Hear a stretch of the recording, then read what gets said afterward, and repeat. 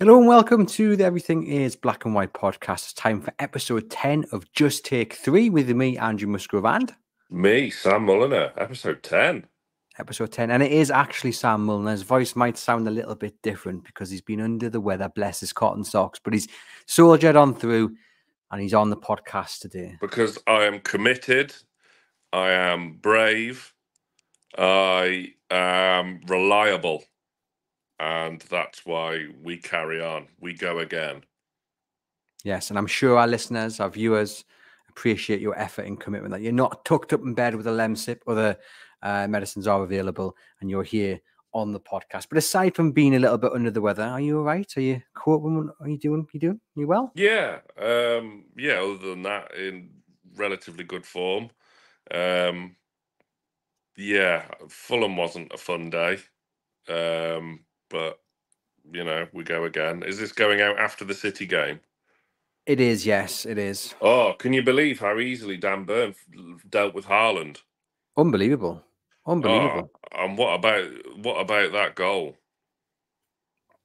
From Miguel Almiron to win the game and shut everyone up.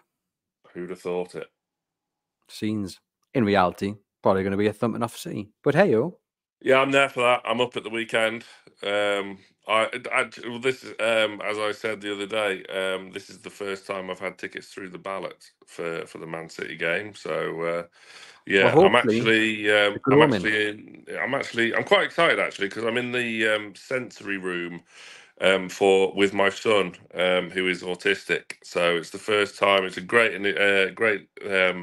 Well, I say great. I haven't been in it yet, but I'm told it's a brilliant initiative they've got at St James's Park, having a sensory room available. So yeah, I'm really looking forward to it. We've finally got tickets in there, and yeah, hopefully we'll have a good day.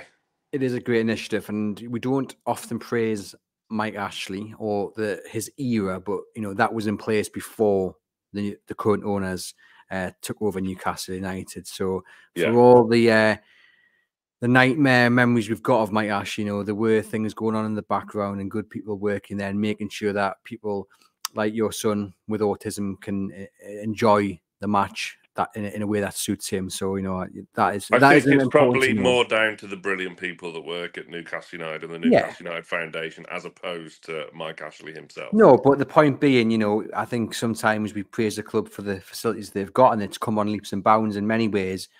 But it's important to acknowledge that actually some of the stuff was there and working really well before the change in ownership. We have to be fair and balanced, Sam. But I'm sure you and your lad will enjoy it, and fingers crossed for 3 points on Saturday. Yes, Fulham wasn't great. I did enjoy your travel diary that came to me personally. Your walk off the train station back home, lightning and thunder. It did sound like you were a little bit scared, though. It was terrible. The journey home was awful. Obviously, we had a humbling defeat. Terrible game, and yet we still should have got something from the game. Had Cher not missed that sitter and made it 2-2, you never know. And we maybe sat here saying, "Oh, still unbeaten. How are we still unbeaten?" But no, Fulham deservedly won. It could have been 3 or 4 at half time, and we couldn't have complained. But getting back, the nearest tube station to Craven Cottage is Putney Bridge, which was closed. So that in itself caused chaos. We then had to walk over Putney Bridge to Putney Station, get the Southwestern train from there to, well, I got it to Vauxhall. Lee from NFTV, who I was with there, had to get off at Charing Cross because he was on a megabus home which departed Victoria and time was pressing. You'll see what happened to him on the vlog. But then I got off at Vauxhall. I was near the Oval Cricket Ground, for crying out loud. And then I had to go from Vauxhall up to Euston Station. And then trains were getting cancelled left, right, and centre, 2 of which are the ones that I could go on. So in the end, I just dived on any old train where Stafford was the first stop. So if they kicked me off it at the next stop, I was kind of all right, do your worst sort of thing. Got off at Stafford. The weather in London had been 90% lovely all day, barring a little 5-minute downpour about 15, 20 minutes before kickoff. Got off at Stafford, thunder, lightning, torrential rain. I'm in like a t-shirt. Absolutely horrendous. I get home. Um, the storm is right on top of our house. Our power goes off. The phone lines, the phone lines got cut out. We only got internet back a couple of days ago. It completely knocked out the whole village where I live of all broadband and internet for a good few days. Yeah, it was. Yeah, I would have seen the funny side had we won, but yeah, it was all round a pretty crap day. And tune in for next week's episode of Sam's Weather Diaries, where he will explain what the weather was like on Saturday at St James's Park. Overcast. The final question I want to ask you before we get into today's episode. Friday will see the release of Adidas's retro line of Newcastle United jerseys and hoodies and what have you. And I have to say, the shirt that they're going to release looks absolutely banging. I imagine it's going to cost a pretty penny, as will the tracksuit that also has caught my eye. Are you spending your mortgage payments on that this month? No. No, I thought you'd be all over this retro shirt. Yeah, I know. Yeah. So would I. It's the wife's birthday in a couple of weeks, so that sort of has to take priority because obviously I not just have to get her a gift from me, but the kids have got to get her a gift as well. But I don't see the kids stumping up the cash for the present for their mum anytime soon. So it may have to wait till maybe the end of next month, but yeah, the tracksuit has definitely caught my eye, and yeah, it looks sublime. But I'm not aware of any pricing points yet. So I think Arsenal had a retro shirt, and obviously they're done by Adidas as well. Man United had it, and I think it was £85. So I'm expecting a bill closer to 100 quid for the one shirt than I am it being 50, 60 quid. I think. I mean, I could be wrong, and I would love to be wrong. that's too much money. We will see on Friday morning, and I suspect whatever the price, that they might be close to running out of stock because I suspect it's going to be very, very, very, very popular, even though it's going to cost people a lot of money. Well, Anyway, the temporary club shop doesn't seem to carry much stock anyway, does it? I mean, the latest kind of range that they launched only had like one little rail of stuff in that temporary club shop with the jumper that you bought. So I don't know. Any word at Chronicle Towers about when the actual proper club shop is reopening? Well, no, but I did see a fellow YouTuber suggest a date, which I think was either the middle of October or the end of it. It was sometime in October. And I walked past that. You're supposed to be a journalist, mate. Stop getting your news off YouTube. And I walk past that shop every single day on my way to work. And recording this on the 26th of September, and look, things can move pretty quickly. There's no way that's going to be open in a few weeks' time. It just doesn't look anywhere near ready at all. You know, a lot of work still going in. There was an escalator van outside today, so at least it looks like they're putting the escalator in. But I think they're taking the time with this one. I do think it'll be worth the wait. But no date as of yet when it will be open. We'll just have to wait and see. They took inspiration from the Dortmund one, apparently, didn't they? Did you go? I didn't go to the Dortmund one. Oh, mate, it is unbelievable. I'll have to take your word for it. I didn't get in to see it. What's so special about it? It's got everything. It's funny that you're so over the moon about it and, you know, praising it, because this week's topic is goosebump moments, and it's like, well, are you going to put the Dortmund Adidas shop up there? No. No, I'm not. Mine are really weird this week, actually. Really weird.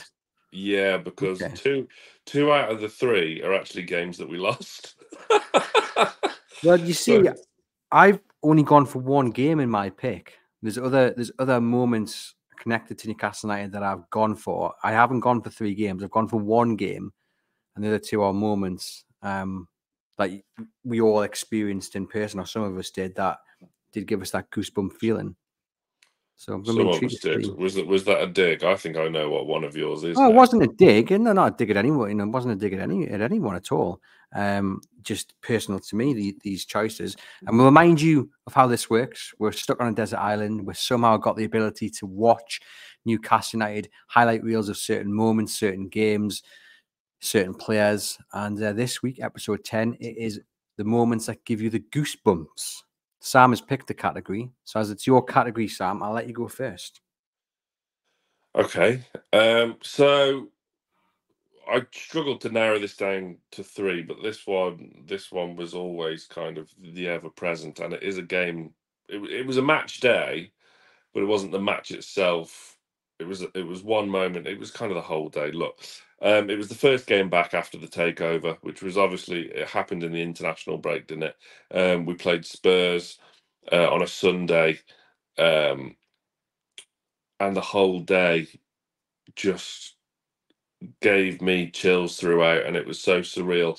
And it culminated in the noise for when we went 1-0 up. We lost the game 3-2, but when we went 1-0 up and Callum Wilson scored, I've never heard anything like it. It was just unbelievable. The whole atmosphere around the ground that day as well. It was a carnival. It was an absolute carnival. Um, Steel drum band playing, and just it just seemed like everything just fell into place, and like, running into so many great people. I remember speaking to Steve Harrell on the day, and George Culkin, Pete Graves, we were chatting to, um, and just like taking it all in, and just in awe of everything that was happening. Everyone was just so happy, and yeah, it was just even though we lost, it was the best day ever. The actual result is that, and then getting into the ground and the new owners being introduced, and Big River. Oh my God, I shed a tear. Oh, incredible day, absolutely incredible day, and this was my number one pick, which is mad, because if you tell anyone else, yeah, we lost the game 3-2, it was terrible. Um, that's the only kind of sticking point, that maybe like Steve Bruce was still there. Um, but yeah, going 1-0 up early on, and that noise that hit you. Oh my God, it was what a day. Yeah. Well, this very nearly got into my list. It didn't in the end, but it was one that very nearly did. It was just, I mean, you've summed it up pretty much as best as I could. I mean, I was in the Leazer's end with my wife, and she likes football. She enjoys watching it. She enjoys going to games when she can get a ticket.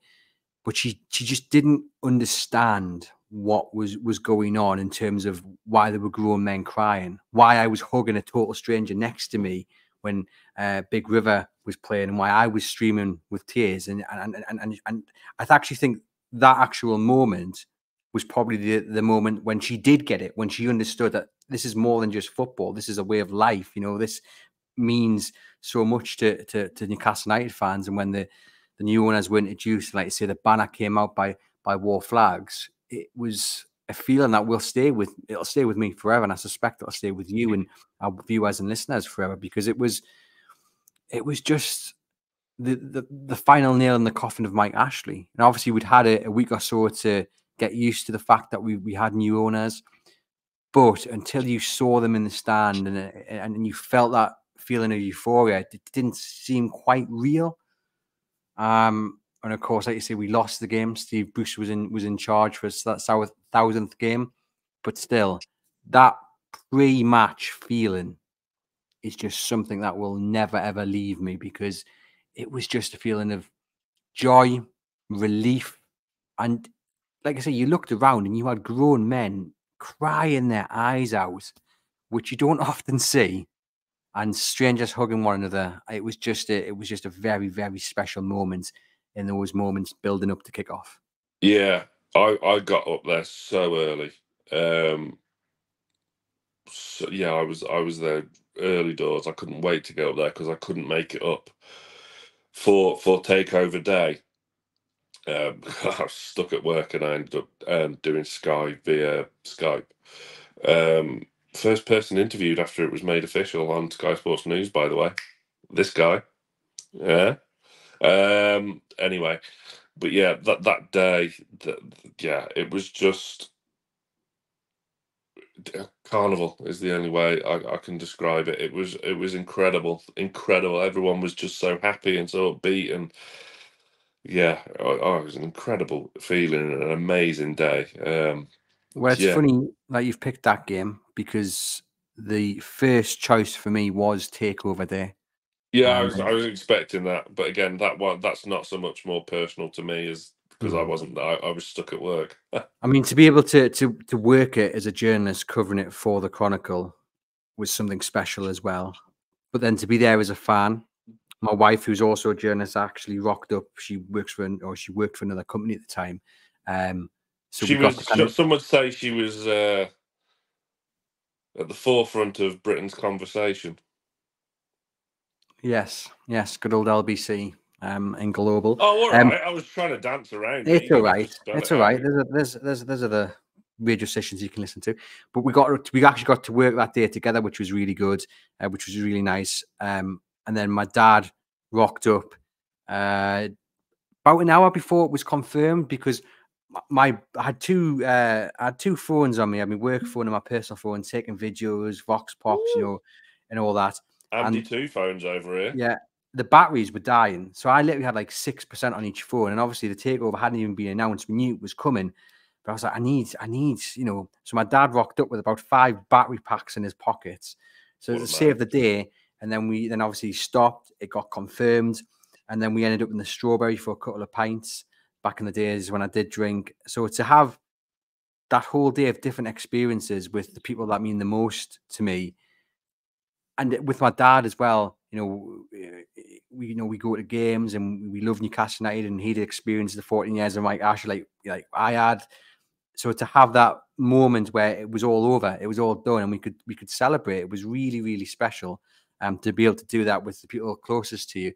But that day, I mean, to begin with, there was more journalists outside St James's Park in the morning. I got there about 9:30, 10 o'clock. There was more journalists outside the Really? stadium to begin with, and then it started to fill up with fans and what have you. And then I think the takeover was confirmed about 5 to 5, if I'm not mistaken. No, it was about quarter past. Quarter past. Well, so just before it was confirmed officially with a statement from the Premier League and what have you, the the area outside St James's Park where the statues are was filling up, and there was loads of people there just kind of waiting and waiting. And every so often, people would come and say, "Oh, what's happening? What happened?" So we're just waiting for confirmation. Like, yeah, that's what we've got.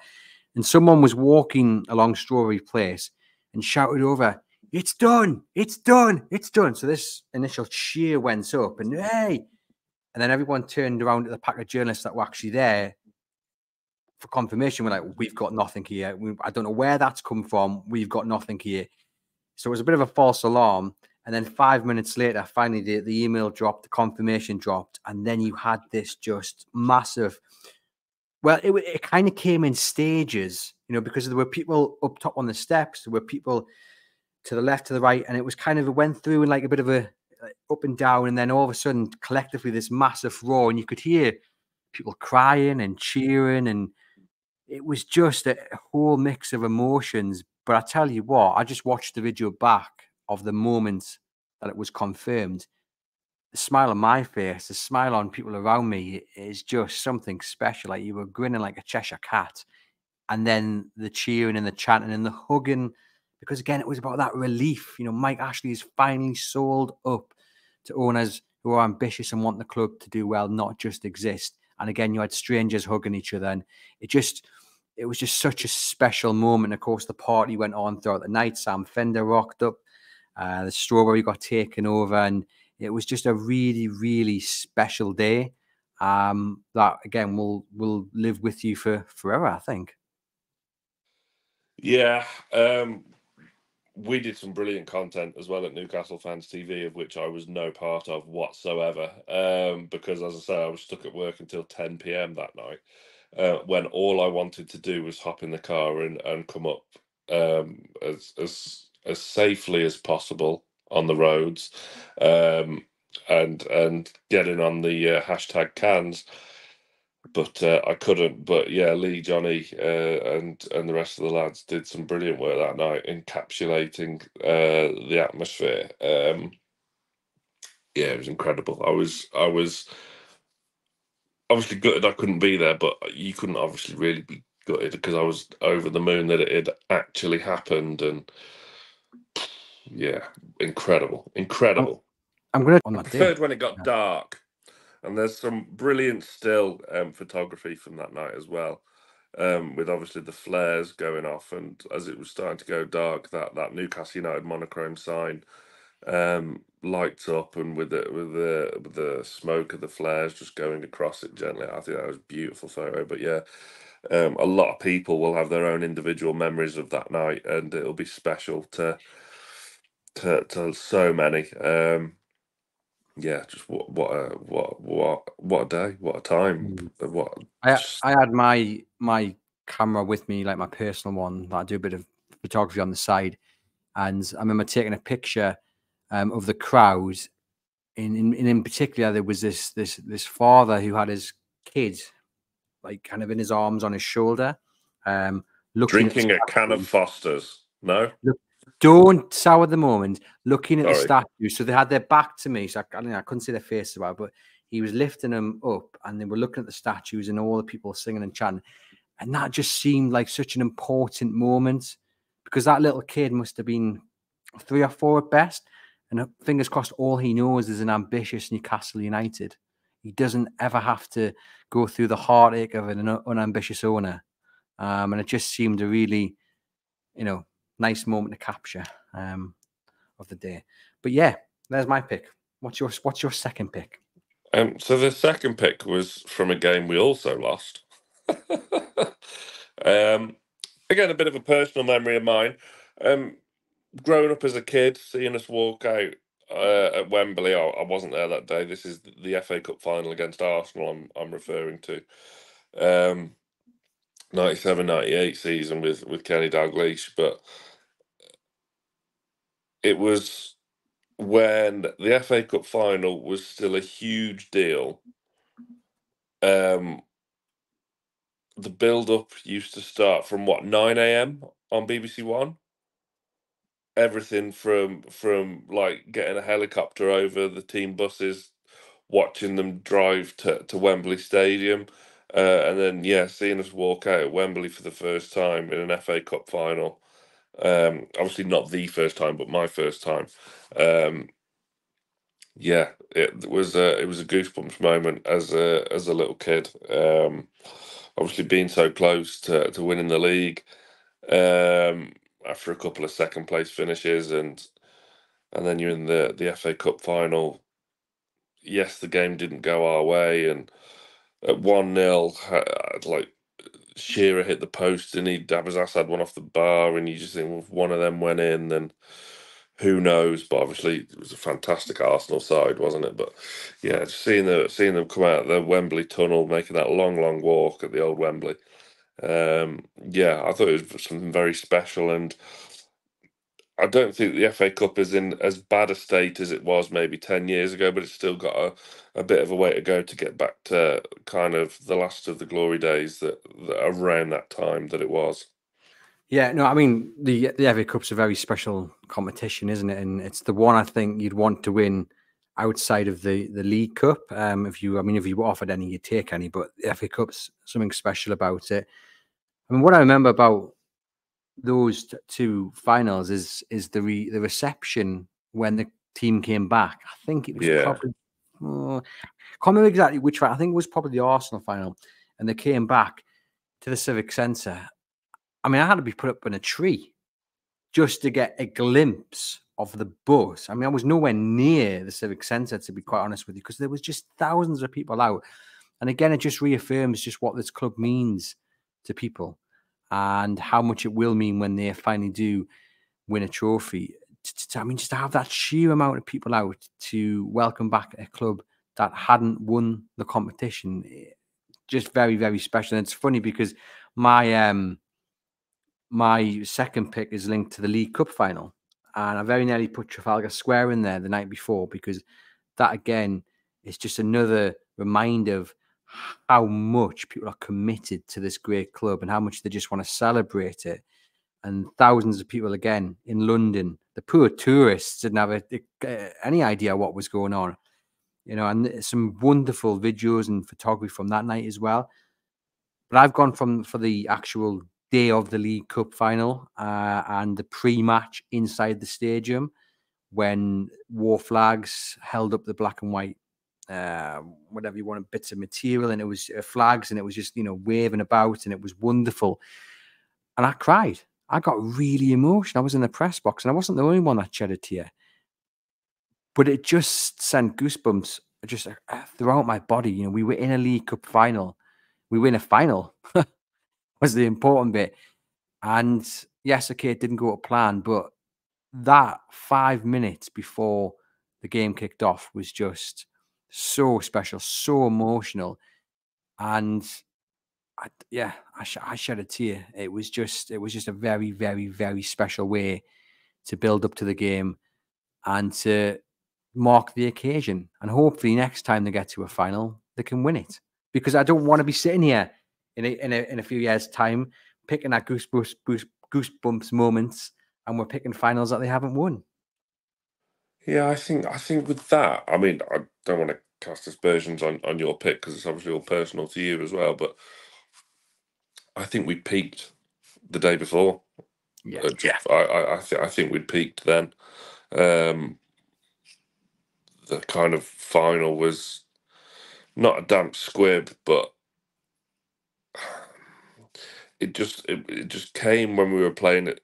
It just came at the worst possible time of the season, didn't it? And we all kind of were a little bit worried deep down. Where had we have played it maybe a month later, God, we'd have won that without breaking a sweat. I think the biggest thing is that, in a way, the party the night before, I think in hindsight, the feeling that I got, and I'm speaking as a fan as well, is that in many ways we were quite grateful to be there. Like, it Yeah, didn't quite feel like we belonged, like we deserved to be there. And I mean, they'd had a fantastic run to the final, yeah. and obviously the form going into it hadn't helped that feeling probably. But I think that's the difference between a successful club and a big club in terms of things on the pitch, is that when you get to these occasions, and that comes with getting to the occasions year in, year out, as Man United have done, there might not be the Sir Alex Ferguson team, but they still get the finals and they still win them. It's about getting used to being there, and it's about believing that you deserve to be there. When it's your first cup final since '99, it's understandable that you have that feeling. We're the kind of the strangers here. We're not used to being here. I think the fact that we had that big party and we got there, the next time we get there, which is hopefully this season, yes, we'll have a big party. Yes, we'll celebrate it, but it'll be a different kind of feeling, I think, within the fan base and within the dressing room as well. It'll feel like we belong here, and that will help them go out and hopefully win it. Do you know, in a weird way, I thought last season was the one that we maybe should have won, even though which sounds stupid because we got knocked out in the quarterfinals. But coming off the back of that experience, and then sort of being outside Wembley, like some Man United fans didn't even stay for the trophy lift, which is just Baffling. like you wouldn't believe. Um, Horrendous tube journey back to the hotel. It was the angriest I've ever seen Johnny Greenwood ever. He was ready to start war on the tube back, whereas I'm a bit more chilled, and then it will eat at me forever. Whereas Johnny got his anger out the way early doors, and then he's fine about it now. I'm the complete opposite, which is so unhealthy.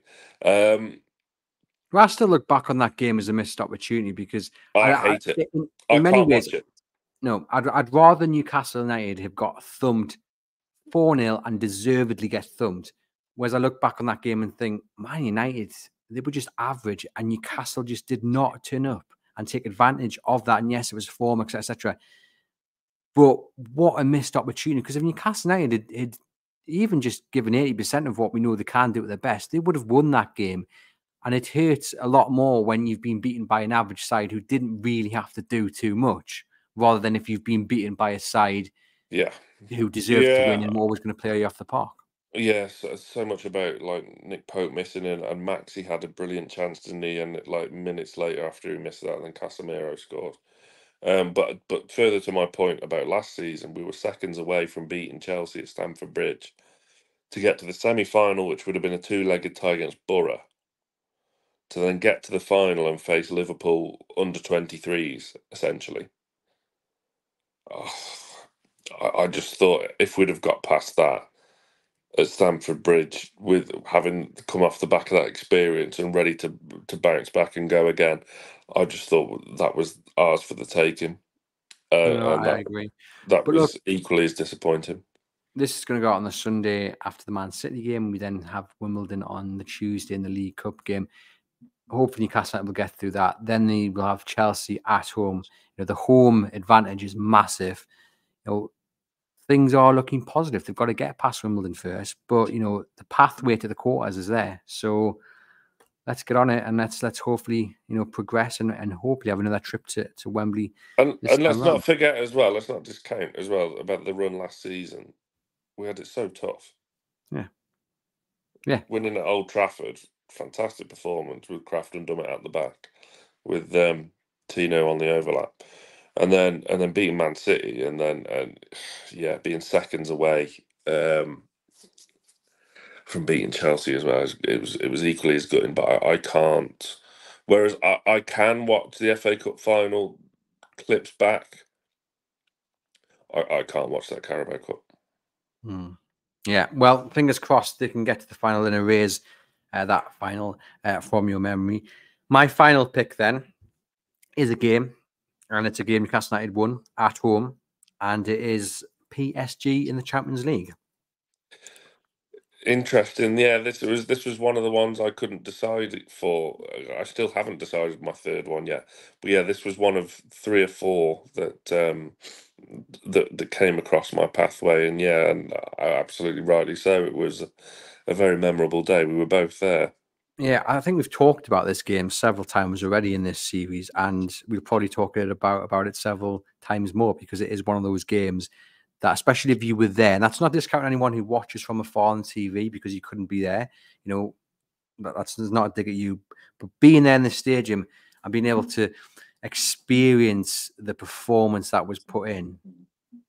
I mean, there are sometimes just no words to describe what you saw and what you felt. It was absolutely brilliant. The tone was set beforehand. PSG fans, we bumped into each other, didn't we? Outside the stadium. Before you ran off scared. As the PSG fans were coming up. I turned around and you had fled. Hard places to be. That was a brilliant experience, boisterous, loud, but a fantastic experience. And inside the ground, war flags setting the tone with their display, with the magpie holding the draw ticket up, and on the other side you've got the "We Are the Geordie Boys" banner with flags. And PSG, they were still going as well. They were still had the. Yeah. I was in the Leases that night. My word, they made some noise throughout. Then the Champions League anthem's being played for the first time in 20 odd years. That sent goosebumps down here.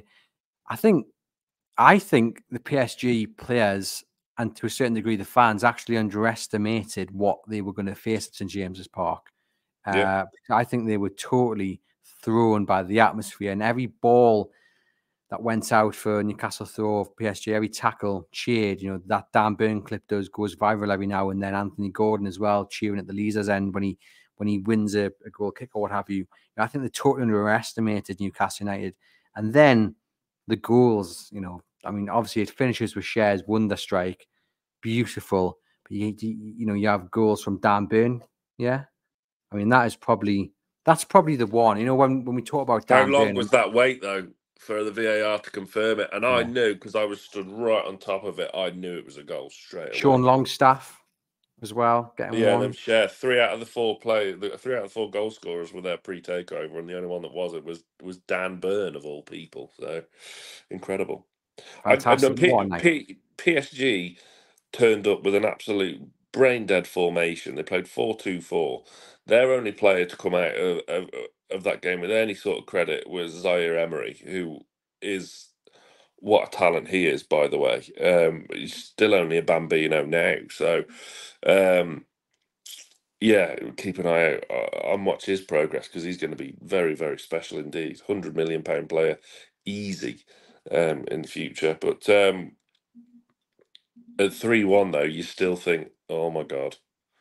When Lucas Hernandez got one back, you just think, oh no, we're going to Newcastle this. And it's just, oh my god. And then we didn't. We saw it out, and Cher got that final goal, which was unbelievable, incredible. Yeah, and yeah, the game was just incredible, wasn't it? Mbappe just didn't know what hit him, and that game goes down as one of the best nights in Newcastle United history. It was phenomenal, and I think with the atmosphere in and around that ground that night, it didn't matter who we played, we would have battered them. It didn't matter who we would have faced, whether it had been Paris Saint-Germain, whether it had been AFC Wimbledon, whether it had been Bromley Town or Real Madrid. It didn't matter who we played that day. They were getting it. And yeah, it was incredible. It was. You are right about having that little bit of doubt in the back of your mind, because although Newcastle United totally played them off the park, there was brief moments when they'd moved the ball and you just saw a totally different level of performance. They were so quick with it and it was zipping, and you got a little taste of what they could do if they managed to switch it on. But thankfully Newcastle United got through and rounded the game off with that wonderful strike. Even performances like Jamal Lascelles from Championship to Champions League, man, unbelievable. Absolute colossal. I was absolutely brilliant. And what that game is, when Cher puts that ball in the back of the net, again, you're hugging strangers in the stand because you just can't quite believe it. I was being hugged. I stood there kind of frozen with my hands on my head going, because again, in the Leazes, as soon as that ball left Cher's foot, I saw it was in the top corner. I just couldn't believe what I was witnessing. I couldn't believe it. And like we come out, even like we're coming out of half time and we're 2-0 up, and you're like, this is ridiculous. They're gonna come at us for the first 5-10 minutes of the second half. And we get a goal from Sean Longstaff early doors to make it 3-0. And you're like, what is happening? This is ridiculous. Like, is the referee going to call this off because it's gotten out of hand? This is it's just absolutely phenomenal. So many emotions, and yeah, that share goal, I couldn't even celebrate. Normally, I'm a jumper, I'm a hugger. I hug strangers, just whoever stands near me. Wolves was a classic example. Yeah, I didn't. I barely moved a muscle, just with my hands on my head, going, "What? That is." You wouldn't have been the only one, because it did shock a lot of people. But what? And afterwards as well, when the final whistle went, just the noise and the atmosphere, and it was just incredible. And oh my god, what a night! What's your third pick then? I don't know, that one you've just made a strong case for. The other one was Philippe Albert, that goal against Man United. Again, I mean that's very like the Shaw goal, isn't it? It's like that just rounds the game off nicely. It's a wonderful goal to score as well. Yeah, so I imagine I wasn't. I obviously wasn't there for that one, but it's like the commentary adds to that to give the moment a real goosebumps moment. Again, it's a commentary that I know pretty much word for word. Yeah, me too. Because it's I trust you had Hawaii 5-0 on VHS. Yeah, so did I. On a day Newcastle United would have taken one. Here they are looking for number 5. It's Philippe Albert. Oh, whoa! Absolutely glorious. Yeah. And Andy Gray popped in. He says, "What is he says? If the rest was the cake, there is the icing." I think he gets that phrase wrong, but I get the point he's making. Simply glorious. Yeah. Unbelievable. So that was the one, and the other one, which I was there for, was the 5-1 against Sunderland. Again, a noise that was up there with PSG and my first one with Wilson's goal against Spurs post takeover. When Nolan got that ball in the net, and I think that is the one I'm going to go for, actually, the 5-1, because that game had everything. Titus Bramble getting a red card. Exactly. It had everything. I was there with my girlfriend at the time, who's now my wife, who turned around to celebrate with me after the penalty. We were in the Gallagher. The penalty went in just on half time, didn't it? To make it 3-0. And I'm down my row in an absolute pile-on with about 10 others. Just incredible.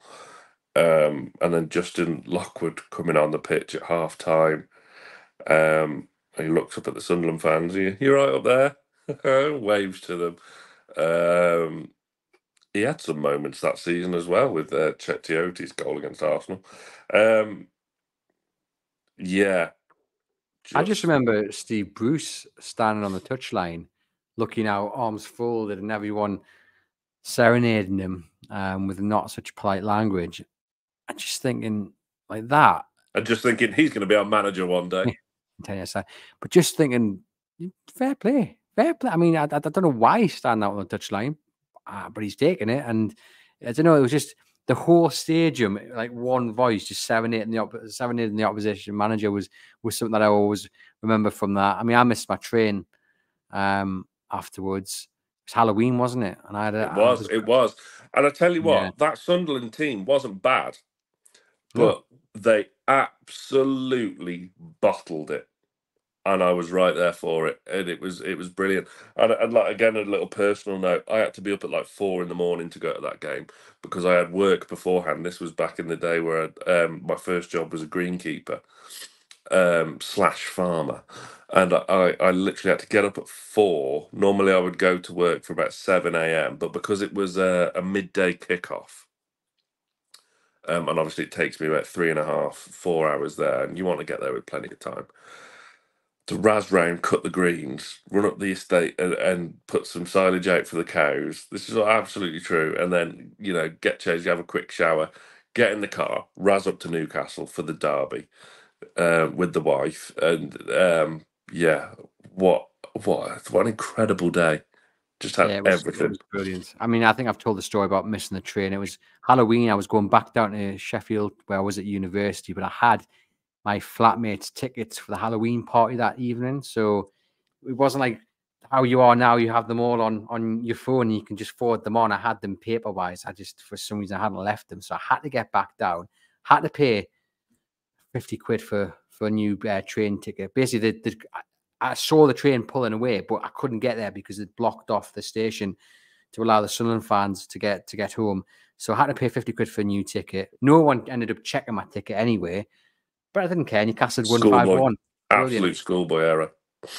Well, I like to pay my way. I like to stick to the law, Sam. Well, you already had paid your way. I know, but I'd missed the train, so it was my fault, wasn't it? No, because you just said it was cordoned off. There was nothing you could do. Yeah, but that's not on the train station. And we're not getting into this anyway. Stop taking it from National Rail. Put it up to them. Fight back.